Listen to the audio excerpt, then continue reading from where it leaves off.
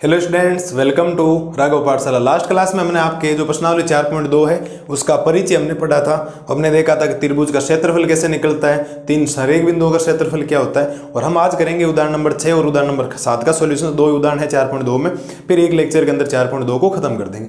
ध्यान देना, सवाल बोला है एक त्रिभुज का क्षेत्रफल ज्ञात कीजिए। तो पहले त्रिभुज बना लो। आप लोग क्या कर लो, एक त्रिभुज बना लो।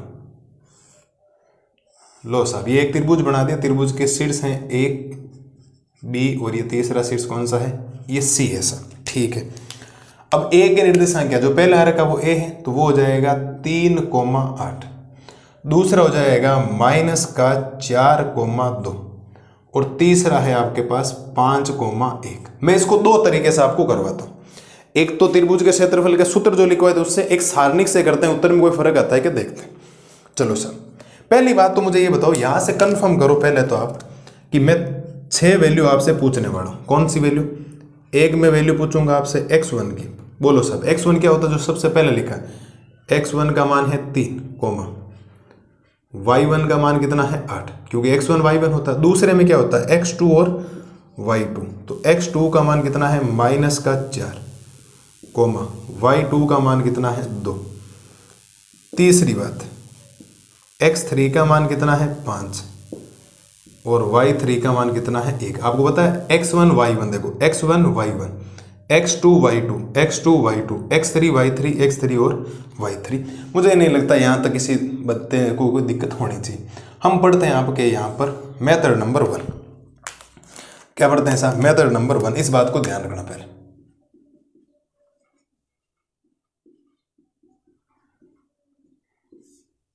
मेथड नंबर 1 पढ़ते हैं, सीधा डायरेक्ट जो सूत्र होता है उससे आंसर निकालते हैं, फिर सारणिक से निकालें। आप लिखेंगे चूंकि त्रिभुज का क्षेत्रफल बराबर 1/2, 1/2 सूत्र के अंदर आता है x1। क्या आता है x1? y2 minus y3 plus x2 y3 minus y1 plus का x3 y1 माइनस y2। ये सूत्र होता है किसी भी त्रिभुज का क्षेत्रफल निकालने का। ठीक है सर, ध्यान देना इधर। ये बनेगा 1/2। x1 का मान चाहिए तो x1 का मान कितना है 3, देखो ये रहा, कितना है 3। y2 कितना है सर? y2 ये रहा, देखो 2 माइनस, अब y3 कितना है 1। जो जो मान सूत्र में है वो रख दो as it is, plus x2 का मान कितना है -4, तो -4 को कोष्टक में लिखो क्योंकि प्लस माइनस आगे जाकर चेंज होगा। y3 कितना है? y3 ये रहा 1 माइनस y1 है, y1 की वैल्यू है 8। कितनी है बेटा जी? 8 प्लस x3 कितना है? x3 है 5 और y1 कितना है? y1 है आपके पास 8 माइनस y2 कितना? y2 है आपके पास 2। अब जैसे मान थे मैंने वैसे के वैसे आपके सामने रख दी। मुझे नहीं लगता कोई समस्या आपको होनी चाहिए। जो मान थे सारे उठाकर मैंने वहां रख दी। इसके बाद कैलकुलेशन करेंगे तो ये बनेगा 1/2। क्या ये 3 गुणा 2 में से 1 जाएगा, 1 बचेगा। ठीक है साहब, प्लस और माइनस ये हो जाएगा -4 गुणा में 1 में से -8 जाएगा तो -7 बचेगा क्योंकि -8 है, प्लस में 5 गुणा 8 में से 2 गया, कितना बचेगा? 6 आपके सामने बचेगा। ठीक है जी, इधर 1/2, 3 को 1 से गुणा करोगे 3, देखो माइनस को माइनस से गुणा करोगे प्लस, 4 को 7 से गुणा करोगे 28 प्लस इसको गुणा करोगे तो ये बन जाएगा 6×5 30। जब आप गुणा करेंगे तो आपके सामने आएगा 1/2। इनको जोड़ो, कितना हो रहा है? देखो 30 और 28 58 और ये हो जाएगा 61। यानी मैं कह सकता हूं कि जो आपके पास त्रिभुज का जो क्षेत्रफल आया,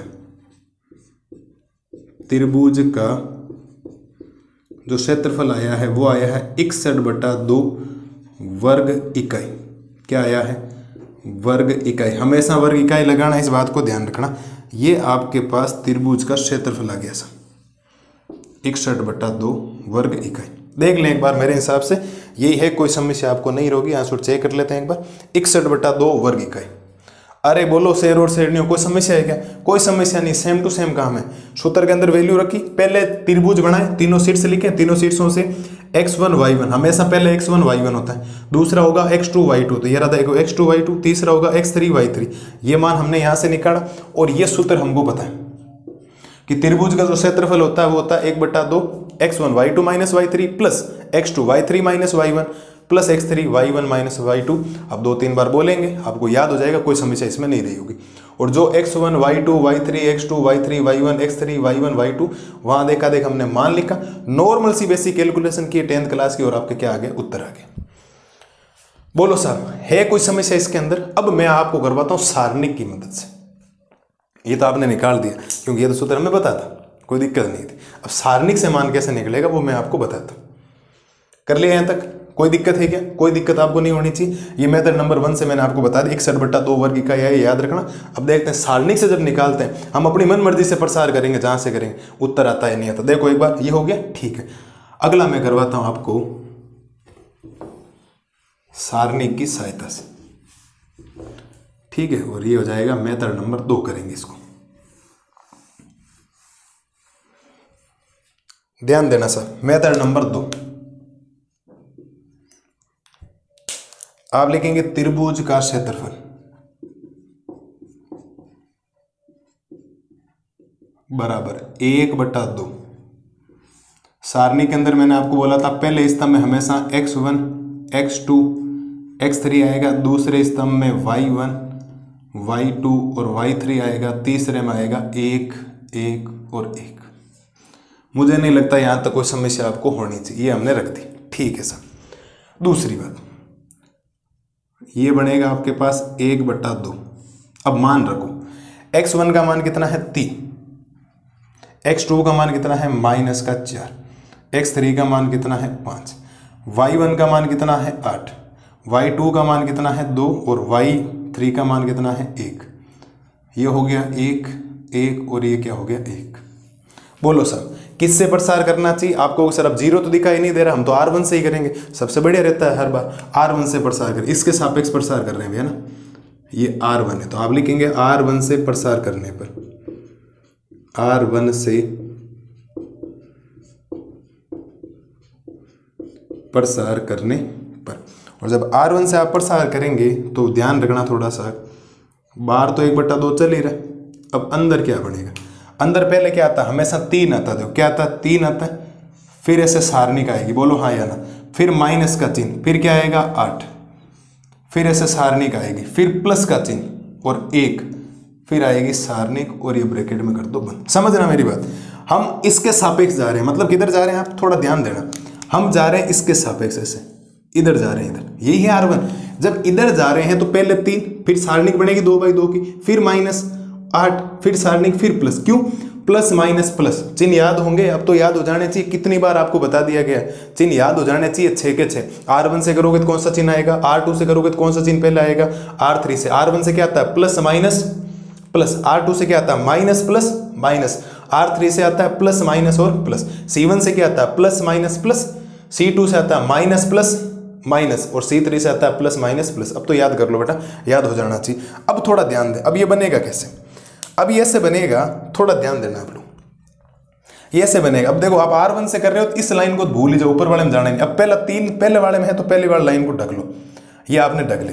अब ऊपर वाली भूल जाना, क्या बचेगा? देखो 2 1 1 1 2 1 1 और 1। इस बात को ध्यान रखना, ऊपर वाले को भूल जाए, ये दिमाग में नहीं रहना चाहिए, ये भूल जाओ, इसको पूरा ही भूल जाओ, क्योंकि ये कट गया। ऊपर वाले जिसके सापेक्ष वो पूरी कट जाती है। अब पहला 3 है पहले, अब 8 कौन सी में? दूसरे में, दूसरे में आओ, देखो ऊपर वाला भूल जाओ, देखो -4 1, तो -4 1 5 और कितना आएगा 1 आएगा, बोलो। और तीसरे में आओगे यहाँ तो ऊपर वाली भूलिए, देखो -4 2 5 1, तो -4 2 5 और 1, बोलो सही है ना? देखो ये रहा ऊपर वाला, ये कट गया। अब थोड़ा ध्यान देना, क्या बनेगा आपके पास? बनेगा साहब आपके पास ये 1/2। अब करना क्या? वज्र गुणा करना है। तो वज्र गुणा करते वक्त ये हमेशा इससे गुणा होगा और ये इससे गुणा होगा। वज्र गुणा में ये इससे गुणा होगा और ये इससे गुणा होगा। वज्र गुणा में ये इससे गुणा होगा और ये इससे गुणा होगा। तो गुणा करवाते हैं सर। बाहर तो चल रहा 3, क्या चल रहा 3, देखो 2 को 1 से गुणा करवाओगे 2, फिर सूत्र के अंदर माइनस होता है, 1 को 1 से गुणा करवाओगे 1, -8 12 8 चल रहा है, अंदर क्या चले देखो -4 को 1 से गुणा करवाओगे -4, फिर -5 को 1 से गुणा करवाओगे 5, ठीक है सर, +1, -4 को 1 से गुणा करवाओगे -4, -5 को 2 से गुणा करवाओगे, ये हो जाएगा 10। कोई समस्या है क्या? कोई समस्या आपको नहीं होनी चाहिए। ये बनेगा साहब 1/2। क्या ये 3 गुणा 1 बनना चाहिए? बिल्कुल।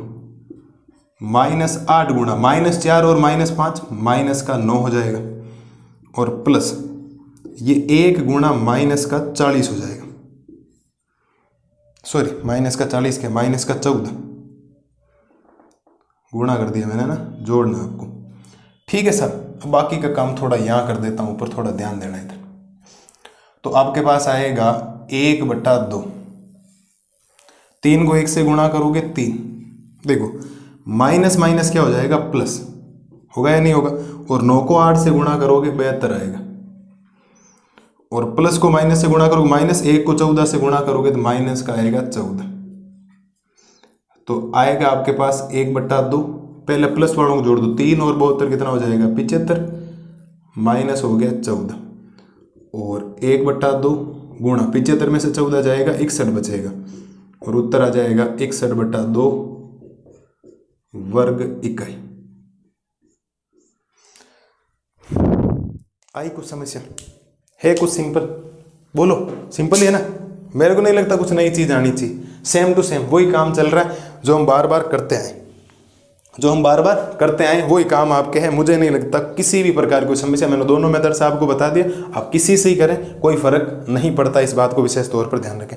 आप चाहें तो प्रसार कर लें, अगर आपको प्रसार समझ में नहीं आता, और प्रसार तो आना ही चाहिए आपको, क्यों? अगर प्रसार यहाँ नहीं आएगा फिर 4.1 में लेने देने पड़ जाएंगे, वो प्रश्नावली नहीं आएगी, सीधी सिंपल सी बात है। वो तो आपको काम तो अपने लिए करना पड़ेगा। उम्मीद है एग्जाम्पल नंबर 6 में कोई दिक्कत नहीं, मैंने दोनों मेथड से आपको बताया, आपके लिए मेहनत की, सूत्र से करवाए तो भी सही उत्तर है 61/2 आया, इससे भी क्या है 61/2। अब आपको जो बढ़िया लगे, वो सूत्र लगे तो वो कर लो, ये करो तो ये कर लो, मेरे को ये ठीक ही लगता है, क्योंकि प्रसार करना कम से कम बार बार प्रैक्टिस करोगे, प्रसार करना दिमाग में आएगा आपके, ठीक है। अगर ये आता है फिर 5.1 में कोई दिक्कत है ही नहीं, ऐसे सवाल आपको आ रखे। अगली स्लाइड में करते हैं एग्जाम्पल नंबर 7 का सॉल्यूशंस, लास्ट एग्जाम्पल है आपके प्रश्नावली का, फिर हमारा लेक्चर खत्म। नया जो वीडियो आएगा उसके अंदर हम करेंगे 4.2 का कंप्लीट सॉल्यूशन, तब तक आप एक बार इसको देखें। अगली स्लाइड में करते हैं एग्जाम्पल नंबर 7। अब देख करते हैं उदाहरण नंबर 7 का सॉल्यूशन। 7वां जो उदाहरण है आपके 4.2 का लास्ट एग्जाम्पल है, और बहुत शानदार एग्जाम्पल दिया गया, 2 सवाल इसने डाल दिए, इससे रिलेटेड सवाल भी हो रहा है। सवाल क्या बोला, सारणिकों का प्रयोग करके a,3 तथा b 0,0 को जोड़ने वाली रेखा का समीकरण ज्ञात कीजिए। ये एक सवाल है, ध्यान रखना। समीकरण ज्ञात करने का मतलब क्या होता है समझना। मैं पहले तो करवाता हूं आपको पहले नंबर वाला, जिसको मैं केस नंबर 1 डालने वाला हूं। क्या डालने वाला हूं? Case number 1। हमारा पहला सवाल ये है, ध्यान रखना, केस नंबर फर्स्ट, बाकी बात कर लेंगे, दूसरा छोड़ें एक बार। आपको 2 बिंदु आपको दे रखे हैं, एक बिंदु दे रखा आपको A, जिसके निर्देशांक है आपके पास 1,3, और एक बिंदु आपको दे रखा है B, और जिसके निर्देशांक है आपके 0,0। सारणिकों का प्रयोग करके a 1,3 तथा b 0,0 जोड़ने वाली रेखा का समीकरण ज्ञात करना। इनको जोड़ोगे तो रेखा का समीकरण ज्ञात करना, मुझे एक बिंदु आपको लेना ही पड़ेगा, एक बिंदु आपको यहां लेना पड़ेगा। उस बिंदु को आप नाम दे दो C। क्या नाम दे दो? C, और C के निर्देशांक आप मान लो x, y। तीसरा बिंदु हमेशा अगर आपको सारणी को प्रयोग करके वो समीकरण निकालना आपको बोले तो 2 बिंदु आपको दे रखे होंगे, तीसरा बिंदु आपको इसके ऊपर ही लेना पड़ेगा, क्योंकि जोड़ने वाली रेखा के ऊपर आपको समीकरण का बिंदु लेना, इस बात को आप ध्यान रखें। को जोड़ने वाली रेखा, इनको जोड़ोगे तो एक बिंदु यहां पर लेना, इसका समीकरण निकालना। अब इसका समीकरण निकालना है तो मुझे एक बात बताना आप लोग, ये जो 1 है, क्या मैं कह सकता हूं x1 का मान है? बिल्कुल। ये जो मान है वो है आपके y1 का मान। समझते जाना मैं क्या कह रहा हूं, y1 का मान। दूसरा बिंदु है तो ये है आपके x2 का मान, और दूसरे बिंदु में ये हो जाएगा y2 का मान। तीसरे बिंदु में ये हो जाएगा x3, और ये हो जाएगा y3। आप चाहो तो इसको x1 y1 x2 y2 x3 y3 ले लें, बट मैंने बिंदु के हिसाब से लिया ताकि आपके दिमाग कोई दिक्कत नहीं रहे। अब ये तीनों बिंदु एक ही लाइन में, और एक ही लाइन में होने का मतलब क्या होता है, ये संरेख बिंदु है। क्या है? संरेख बिंदु है। आप लिखेंगे अतः,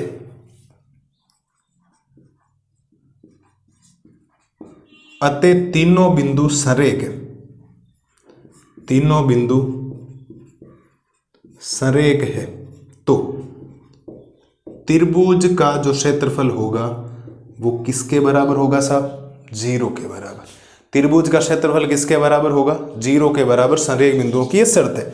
अब त्रिभुज का क्षेत्रफल होता क्या? त्रिभुज का क्षेत्रफल होता है 1/2 x1 x2 x3 y1 y2 y3 1 1 और 1 और बराबर में क्या आ जाएगा? 0।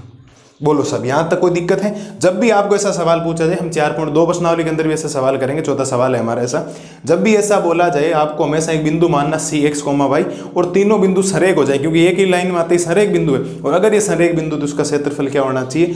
0 होना चाहिए। अब थोड़ा सा ध्यान देना, जब आप ध्यान देंगे तो आप यहां लिखेंगे 1/2 x1 का मान 1 है, देखो x2 का मान कितना है? 0 और x3 का मान कितना है? x, जो मान दे रखा था वो रख दिया। y1 का मान कितना है? 3, y2 का मान कितना है? 0 और y3 का मान कितना है? y। समझ गए आप लोग? बिल्कुल, ये बात होगी। तीसरा बिंदु क्या आता है? 1 1 और 1 और बराबर में क्या आ जाएगा? 0। समीकरण निकालना, समीकरण x और y के रूप में आएगा समीकरण।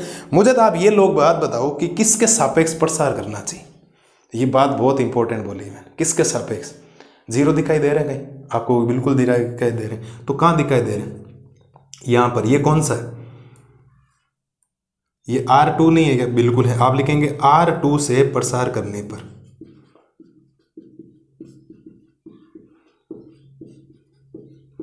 अरे बोलो बेटा, बात समझ में आई या नहीं? R2 से क्या करना है आपको? प्रसार करना है। तो यहां आएगा क्या? बार चलेगा 1/2। क्या चलेगा? 1/2। अब देखो, सबसे पहले 0 ही आएगा, बिल्कुल। अब चिन्ह कौन सा आता है R2 में? R2 में आता है पहले माइनस आता है। क्या आता है? माइनस आता है, तो 0 आएगा। फिर आपके पास सारणिक आएगी, फिर +0, फिर सारणिक और फिर माइनस। देखो माइनस प्लस माइनस और फिर कितना आएगा? 1 और ये आएगी सारणिक और ये आ जाएगा ऐसे और बराबर में क्या आ जाएगा साहब? 0 आ जाएगा। बात समझ में आई या नहीं? बिल्कुल ध्यान रखना, माइनस प्लस माइनस आता है। अब ध्यान देना, अब अगर थोड़ा सा आप ध्यान देंगे तो वैल्यूज कैसे आएगी? वैल्यू ये आएगी कि अब इस चीज़ को तो आप भूल ही जाए, ये चीज़ तो बिल्कुल मिट गई है ना। अब ये वाली, ये तो आपको ध्यान ही नहीं रखनी, ये तो पूरी मिट गई है। अब अगर ये पूरी मिट गई है तो आप ये देखेंगे, आप पहले 0 वाले में हो तो बीच वाला ये तो मिट गया भाई, ये तो बीच वाली मिट गई, ये मिट गया, तो बचा क्या? देखो 3 1 y 1, तो यहाँ आएगा 3 1 y और 1। जब दूसरे वाले में आए तो दूसरे वाले यहाँ आ गया, देखो बीच वाली मिट्टी हुई, क्या आया? देखो 1 1 x 1 1 1 x 1, तो हम यहाँ लिखेंगे 1 1 x और 1। ठीक है सर। तीसरी वाली में आओगे तो तीसरी वाली में ये आओगे, बीच वाली मिट गई, देखो 1 3 x y, क्या आएगा? 1 3 x y 1 3 x y। मुझे नहीं लगता मेरे शेर और शेरनी यहाँ तक। अब तो ये तो है ना, आपको आ जाना चाहिए कैसे हम ब्रेक कर रहे हैं इसको। तो क्या होगा? ये इससे गुणा, ये इससे गुणा, ये इससे गुणा, ये इससे गुणा, ये इससे गुणा और ये इससे गुणा। जब गुणा हम करवाएंगे तो सवाल बनेगा आपके पास 1/2 बार तो चल रहा है, ये माइनस का 0 प्लस का 0 माइनस का 1 y माइनस 3x बराबर 0। अरे पता लगा या नहीं लगा? देखो मैं इस अंदर वाले को बिल्कुल सोल्व नहीं करने वाला, क्यों? क्योंकि बाहर 0 दिखाई दिया, पूरे 0 हो गया। ये 0 है तो ये पूरा भी 0 हो जाएगा। ये देखो -1, 1 को y से गुणा किया y माइनस 3 को x से किया 3x हो गया। तो मैं इसको यहां से ऐसा लिख सकता हूं कि ये बनेगा 1/2। ठीक है, माइनस अंदर भेजो, ये है देखो -1 और y माइनस 3x।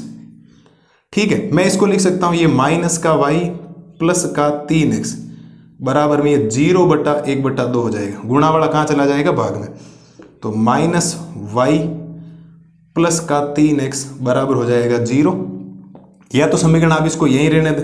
अब कितना किताब वाले लिखा? किताब वाले लिखा होगा -y को उधर भेज दो, तो उधर जाएगा तो ऐसे हो जाएगा -y बराबर 3x, उधर जाएगा माइनस का 3x, minus minus plus, y का मान कितना आ जाएगा? 3x। y का मान कितना आ जाएगा आपके पास? 3x। ये इस क्वेश्चन का क्या हो गया? आपके फर्स्ट वाले क्वेश्चन का क्या हो गया सर? आंसर हो गया। मुझे नहीं लगता इसमें कोई समस्या आपको रही होगी। y बराबर 3x। ठीक है, और ये आपके क्या है? AB का अभिष्ट समीकरण है। ए बी का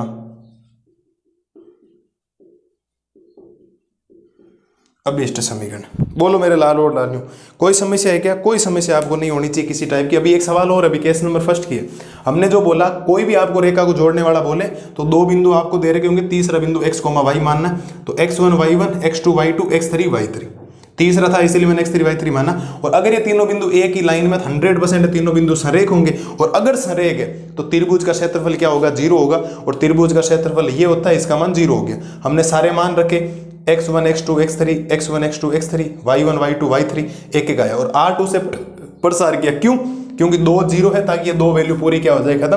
अब ये जो सारणिकारी है माइनस प्लस माइनस, ये तो अब आपको याद हो जानी चाहिए किसी भी कंडीशन में। इतनी बार मैंने चिन्ह बोल दिए, अब तो याद हो। जब कैलकुलेशन की तो ये मान बना गुणा वाला भाग में चला गया, 0 में किसी का ही भाग लगाओ, 0 बन जाएगा।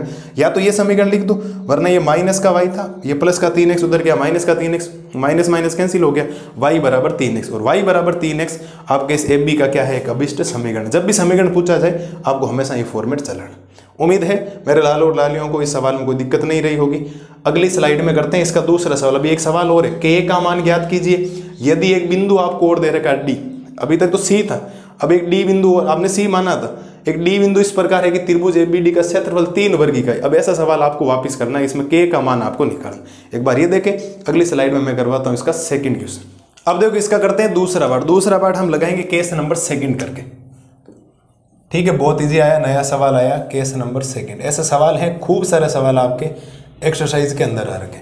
अब आपको एक त्रिभुज बोला है, त्रिभुज ABD आपको बनाना था। हम त्रिभुज ABD पहले बना लेते हैं। त्रिभुज ABD हम बनाते हैं। ये देखो A, ये हो जाएगा B और ये हो जाएगा D। तीनों आपको बोले, देखो त्रिभुज ABD का क्षेत्रफल।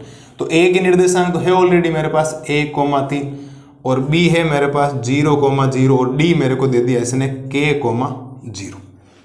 ठीक है, अगर मैं थोड़ा सा ध्यान से देखूंगा तो इस सवाल के अंदर मुझे अगर x1 का और y1 का मान ढूंढना है तो मुझे कोई ज़्यादा जोर आएगा नहीं। x1 मतलब 1, y1 मतलब 3, तो ये हो जाएगा 1 और 3।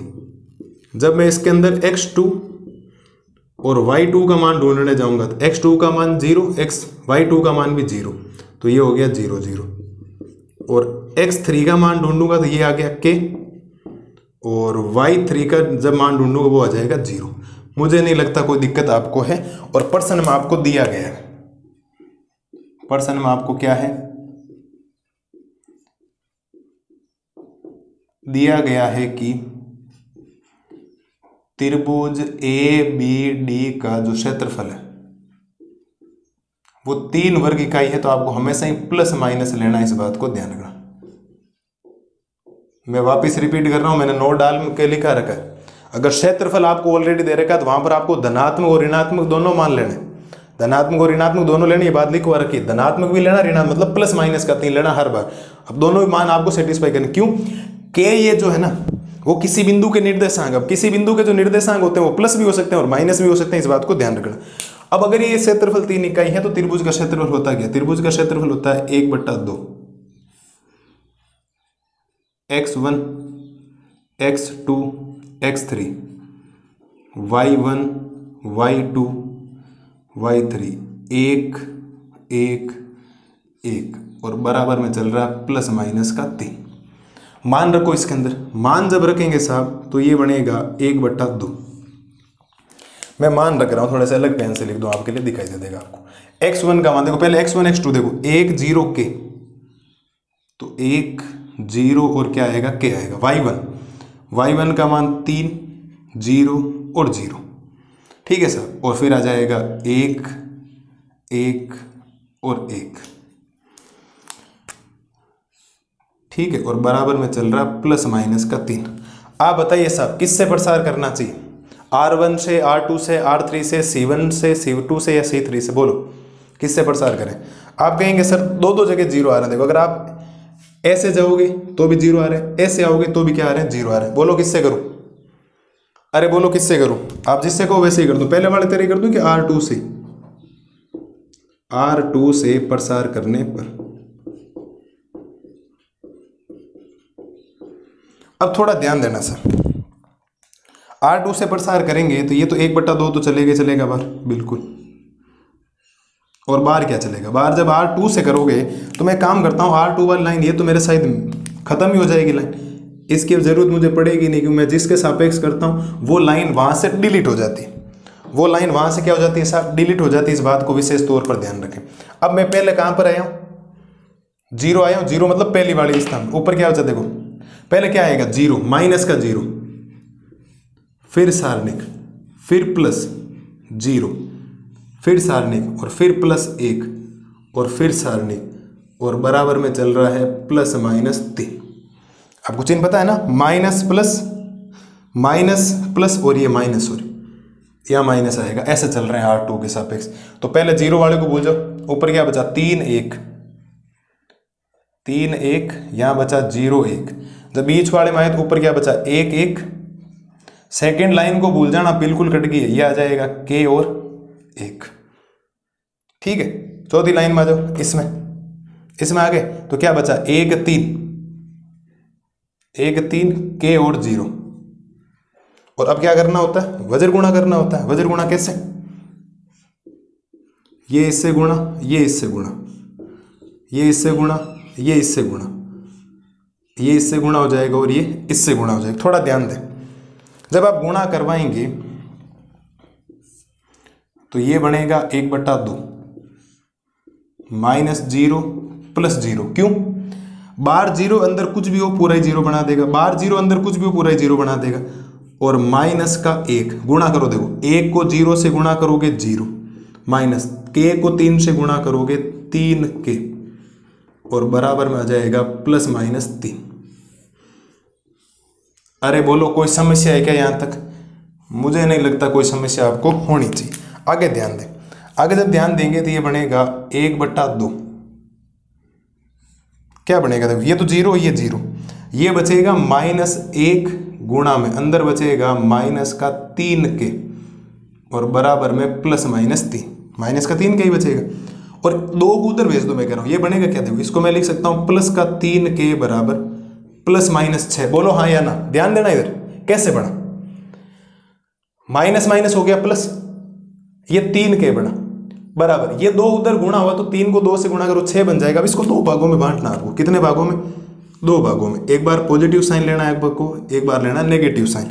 जब आप पॉजिटिव साइन लेंगे तो ये बनेगा 3K बराबर में 6, तो K का मान क्या मैं 2 लिख सकता हूँ, 6/2 कितना बन जाए, 6/3 कितना बन जाएगा 2 बन जाएगा, ये K का मान आ गया 2। और जब मैं माइनस लूंगा तो ये बनेगा 3K बराबर माइनस का 6, तो K का मान मैं कह सकता हूँ ये हो गया माइनस का 2। K का मान कितना कह सकता हूँ, माइनस का 2। मतलब इस सवाल में जो आपके पास K का मान आएगा वो एक तो प्लस का 2 आएगा और एक इसका आएगा माइनस का 2 आएगा। मुझे नहीं लगता कोई समस्या आपको है इसके अंदर, सिंपल सा काम है जो बोला गया था। एक बिंदु आपको D इस प्रकार लेना है, K, 0। त्रिभुज का क्षेत्रफल आपको इस बार दे रखा, मैं वापस कह रहा हूँ, जब आपको क्षेत्रफल पहले से दे रखा हो तब आपको एक प्लस का लेना और एक माइनस का। 3 दे रखा था, मैंने प्लस माइनस 3 वर्ग इकाई लिया। 4 दे तो प्लस माइनस 4 वर्ग इकाई, 5 दे तो प्लस माइनस 5 वर्ग इकाई। इस बात को ध्यान रखना आप लोग, हमेशा लेना, मैंने नोट डाल के आपको पॉइंट लिखवा। हाँ, क्षेत्रफल हम निकाल रहे हैं खुद, हम क्या कर रहे हैं, क्षेत्रफल निकाल रहे हैं, वहां हम धनात्मक लेते हैं, ऋणात्मक हम भूल जाते हैं। क्यों, क्षेत्रफल एक निरपेक्ष मान होता है तो आपको धनात्मक ही मान लेना पड़ेगा, ऋणात्मक पॉसिबल ही नहीं, किसी का क्षेत्रफल ऋणात्मक हो ही नहीं सकता। लेकिन यहाँ हम जब मान निकालेंगे, क्यों, K का मान दोनों आ सकते हैं, ऐसा इसीलिए आ सकता है, बिंदु ऐसे हो जाएगा 2,0 -2,0। वैसा इसीलिए होगा क्योंकि किसी बिंदु के निर्देशांक प्लस और माइनस कोई भी हो सकता है, हमें कोई समस्या नहीं, क्योंकि वो बिंदु धनात्मक x अक्ष पे हो सकता है, ऋणात्मक x अक्ष पे हो सकता है, ऋणात्मक y अक्ष पे हो जाए, धनात्मक y अक्ष पे हो जाए, वो उसकी मर्जी। तो वहाँ आपके निर्देशांक में तो प्लस माइनस का चिन्ह चलता है। तो आपको क्षेत्रफल जब लेना है तो ये प्लस माइनस का लिया, बाकी किया हमने R2 से प्रसार किया। जिससे प्रसार करते हो उस लाइन को पूरी को भूल जाओ, और जैसे जा रहे हो पहले स्तंभ में गए तो पहले स्तंभ को बोलो, दूसरे स्तंभ में गए दूसरे स्तंभ को बोलो, तीसरे में गए तीसरे स्तंभ को। काम किया, 0 0 वाले तो पूरे खत्म ही हो गए, इसका काम हमने कर दिया, एक बार प्लस एक बार माइनस, तो K का मान 2 और K का मान आया -2। उम्मीद है एग्जाम्पल नंबर 6 और एग्जाम्पल नंबर 7 आपके एकदम क्लियर हो गया होगा, एकदम बेहतरीन तरीके से, कोई दिक्कत आपको नहीं रही होगी। कल की क्लास में मिलते हैं प्रश्नावली 4.2 का कंप्लीट का सॉल्यूशंस लेकर। तब तक मस्त रहिए, स्वस्थ रहिए। 4.2 का रिवीजन आप कीजिए, इन दोनों एग्जाम्पल का कीजिए, प्लस लैंग्वेज जो मैंने आज आपको समझाई उसका कीजिए। Thank you.